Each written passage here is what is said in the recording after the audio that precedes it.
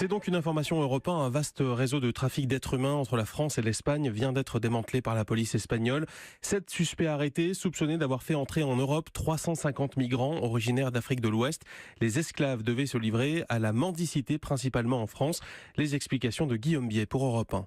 Il promettait l'Eldorado français à des hommes pauvres du Mali, du Sénégal, de Côte d'Ivoire ou de Guinée. Mais très vite, le piège se refermait sur les candidats au départ, car les trafiquants leur fournissaient de faux papiers, organisaient leur transfert jusqu'en Espagne par de petits bateaux.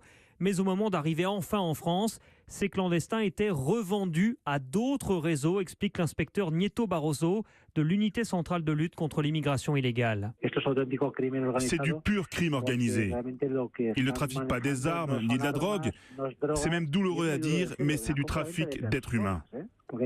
Il y a des gens en France, en Grande-Bretagne, en Allemagne, qui vont acheter 4, 5, 7 personnes africaines et ils les envoient devant les portes des églises, des supermarchés pour mendier ou bien ils les font travailler dans des écuries. On parle vraiment d'esclavage, l'esclavage du XXIe siècle.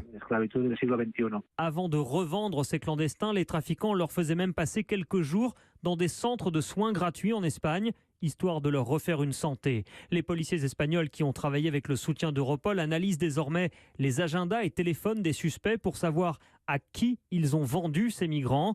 Un trafic d'êtres humains qui leur aurait rapporté des centaines de milliers d'euros. Guillaume Biet avec Salomé Legrand, nous reviendrons.